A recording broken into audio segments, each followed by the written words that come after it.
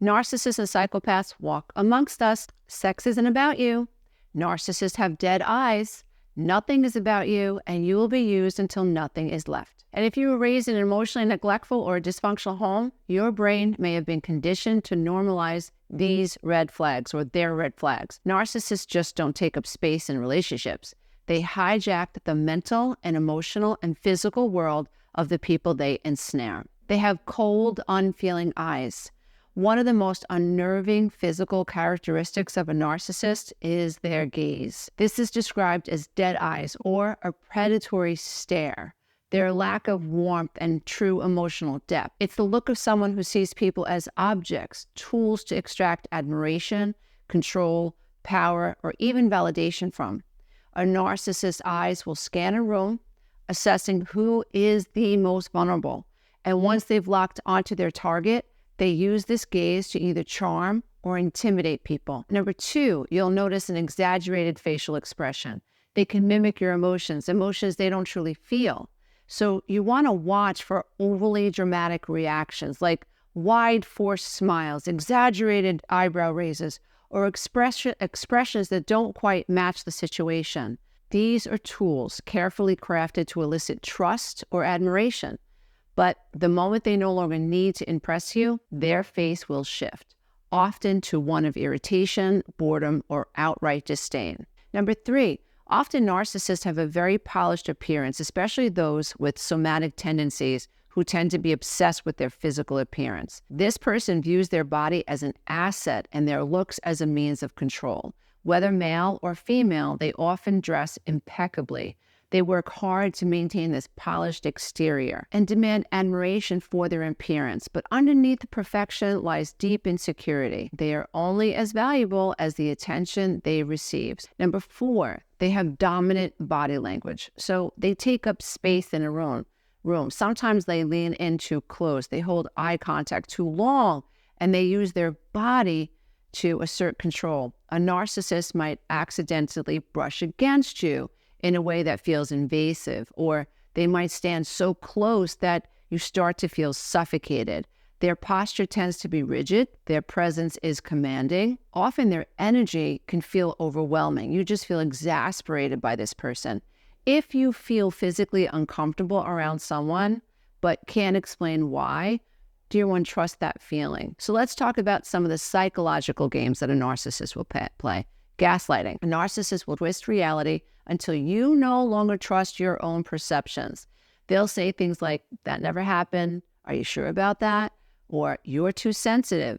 These phrases are to make you question yourself, to stop in your tracks. It stops the momentum of your own reality. So gaslighting is designed to get you to distrust your own instincts so that you'll blame yourself instead of them when they betray you or when you challenge them. Another thing that narcissists will do is they will fast-track friendships. They will love bomb you. So nothing about a narcissist's affections, in hindsight, you'll recognize that it really never felt organic because it's a strategy, dear one. So be cautious if someone showers you with excessive attention, insists on helping you with errands, or fast-tracks emotional intimacy. Remember that real connections take time. Someone who is a predator will act like your best friend within days, but this isn't kindness. It's a manipulative tactic aimed to gain control over how you see them. They will infiltrate your world quickly. They'll know your mother. They'll know your brother. They'll know where you work. They're buying yogurt right next door to your yoga studio. All of a sudden, they've infiltrated you. This is them positioning themselves as indispensable before their true nature emerges. This is to get you hooked on them. Be cautious of someone who you just met who rushes in to be your knight in shining armor, the mother you never had, the sister or brother that you always wished that you could have relied on. Honest relationships don't work like that. People who you can trust know you, and you have both invested time in the relationship long enough to make decisions about how much money you're going to offer this person and how they're going to pay you back, for instance. So these relationships, honest relationships, take time. Another tactic is projection. Narcissists don't take responsibility for their flaws. Instead, They are going to accuse others of what they themselves are guilty of. If they're cheating or if they're flirting, they'll accuse you of infidelity and of not being loyal. They'll even start fights so they can go bop their mistress. And they'll accuse you of starting the fight. And then they'll justify doing what they're doing because you started this fight. It's crazy making. If they are emotionally unstable, they'll tell everyone that you're the one with this issue. This tactic will keep you on the defensive, constantly trying to prove yourself instead of seeing them clearly. Dear one, this is why shutty is so important.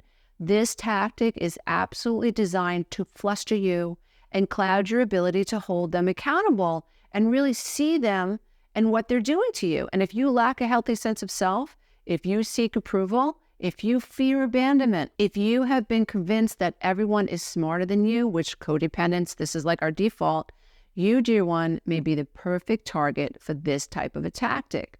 So consider the friend who accuses you of lacking empathy, who knew your dog died that day and talked right over you at dinner when another friend asked you how you were feeling and how you were doing, which is a trigger for a narcissistic friend because you're soaking up the empathy in the room. And let's say you have the courage to confront her about it, and she then turns the tables and accuses you of not having empathy for her because you dared to confront her about it. You're the one that's kicking up the dirt. You will be banished from the kingdom when you confront the narcissist about their bad behavior. That is a true red flag. Another thing that they do is triangulation. So dear ones, they love to create chaos. Chaos is like a sandstorm in your mind. It misdirects your focus and makes it nearly impossible to see the manipulation clearly. So then you can't make decisions about this relationship. If you have a goal or a business venture you'd like to start, or you've finally begun a self-care routine, expect a narcissist to kick up the dirt as a way to create so much emotional drama within you that you cannot follow through with your goals. This leaves you dependent upon them. They need a whipping boy. They need a whipping post. A narcissist will talk about how much someone else admires them sometimes just to make you jealous. Again, sandstorm. They'll compare you to an ex, suggest that a friend of yours is interested in them, or suddenly put you down while praising someone else. This is not accidental. It's designed to destabilize you and make you work harder for their approval while you toil in the middle of the night about what other people think and what's going on behind the scenes. It's all made up. The key here is to try to stay calm and find a pattern. Does the narcissist act this way all the time, which in some cases they do, or does this tactic tend to rear its ugly head once you start pulling back the focus onto you? Once I found my last therapist, this is a personal story, and he diagnosed me with codependency and depression, I was off to the races. Like a dog with a bone, all I could do was eat, drink, think, and sleep, healing the unhealed wounds of my inner child, the wounds that kept me stuck in codependency, these subconscious faulty patterns of feeling not good enough, seeking approval, settling for conditional love, and allowing other people to basically push me around. When I discovered the truth, this meant that I started pulling back. I started setting boundaries. I started becoming more self-accountable. So rather than argue with him, I began dealing more appropriately with my emotions through journaling prompts and journaling exercises that I created to help me remain anchored. And that's really what I needed through this process. I needed to be anchored in my emotions rather than push them away or deny them long enough that I could activate higher thinking, metacognition, and begin using different types of thinking than inner child thinking. These were skills I had to cultivate to break through the chains of codependency. Well, that ticked him off just by pulling back and not engaging. So I began buying self-help books and committed to waking up really early to read them. And this is when he started using my children in triangulation tactics. He'd say things like, look at your mother reading those books instead of taking care of you. Look how selfish she's becoming. She only cares about herself now. Wow, what a great mom you kids have. And I mean, that's just the tip of the iceberg. This went on and on and on. And he was putting doubts in my children's minds and even my mind that maybe I was doing something wrong by trying to better myself. And unfortunately, I think my son was the most impacted because our relationship was very, very strained because of his father's comments day in and day out, and all of this triangulation, which was aimed at creating internal chaos within me as well as them.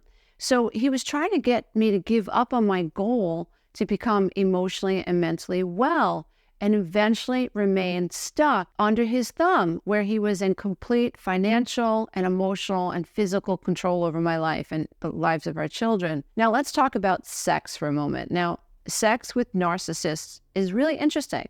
So sex is not about a connection for a narcissist. It's about power, dominance, and control. If you become intimate with a narcissist, you may notice some of the following patterns. There will be a disregard for your boundaries regarding intimacy. A narcissist may ask you to do things that make you feel uncomfortable, whether in the bedroom or even everyday life. Now remember, they don't see you. You're not a 3D autonomous person. You're a thing. They could guilt trip you or act as if your discomfort is irrational. If you say no, they might sulk. They might withdraw affection or even accuse you of being boring or repressed. This happens. And the more, I think, insecure you are, the more devastating, which is why I'm always harping on heal the inner child wounds, learn to believe that you're enough, get free from codependency, because if you don't, this is why you're going to attract this type of a person and stay stuck for decades. Now, intimacy with the narcissist lacks genuine emotional connection. Now, here's the thing. This is the hook. At first, intimacy with the narcissist may seem passionate, even intoxicating. It could feel addicting, but over time, you may feel like an object. They're more concerned with performance and dominance than mutual pleasure. And it feels disgusting after a while, like it makes your skin crawl. But if they focus on you, offering you pleasure, it is only a means to an end. It is not about you. It is about them thinking that if you can rely on them for pleasure, they won. It's not about your pleasure. If a narcissist can't pleasure you or it takes too much time, you will be shamed. You'll be told something is wrong with you. You need to go to a doctor. They will take no accountability for the genuine spiritual, mental, emotional, physical partnership required to have the most pleasurable, intimate experience with a partner. So let's talk about how narcissists will sabotage your dreams. A narcissist does not want you to succeed, at least not beyond them. If you are married to a narcissist, they will thwart your ability to succeed and not need them financially or emotionally. Remember, this is contractual. You are a commodity. They will derail your ambitions in subtle ways. They will minimize your goals. They'll laugh at your dreams, calling them silly or unrealistic or even childish. They'll suggest that you're going to fall on your face and you should be afraid of failure. They will demand your focus. The moment you commit to something that fulfills you, don't be surprised that they start to create drama to pull your attention back to them. This is the sandstorm they're creating in your mind, so you can't see your goals anymore. You can't make money anymore. You can't support yourself. They'll accuse you of not caring about them and making this thing more important to them. The idea that a partner should support your goals goes out the window. A narcissist can sense when you're forming other interests outside of them and their control. And I'm telling you, they will do anything to drag you back into the psychological grip, into this trauma-bonded situation. They may even feign concern. So they'll pretend that they're worried about you failing under the guise of realism. They'll say, I just don't want you to be disappointed, when in reality, they don't want you to outgrow them. They will act like they are concerned and like they're protecting you, like I said, through fake realism, all while undermining your ability to gain self-confidence, the confidence that you need to embrace failure as a natural consequence of learning. Every successful person fails, but a narcissist might use the fear of failure to control you and keep you stuck. So they will sabotage your productivity by starting fights. They'll exhaust you mentally and emotionally, and they'll guilt you into prioritizing the need to accomplish this goal over them. So you're going to start to feel guilty by the language that they're using, and it's all a guise to get you off the track of you living an authentic life. Once you start prioritizing your needs, once you start taking care of yourself, once you start pulling back, the narcissist feels this as an attack, and their ridiculous ego defense mechanisms kick in. Their ego is on steroids. So expect to be called a narcissist yourself when you start pulling away. Expect to be accused of not being grateful. Expect them to behave like a giant 2-year-old when you start setting boundaries or you start going after your dream, especially if you set a boundary with them. And if you dare to argue with a narcissist and accuse them of gaslighting you or misplacing your things or of being childish, dear one, they've got you. If you have a dream, whether it's a career or a business or a personal goal, watch how a person reacts when you talk about it. A healthy person will support you. They'll do everything they can to make sure that they're supportive as you go after your dream. Now, a narcissist will belittle you. They'll distract you or subtly plant self-doubts in your mind. So recognizing and protecting yourself from this behavior is crucial. The ability to spot narcissistic behavior isn't just about avoiding toxic relationships.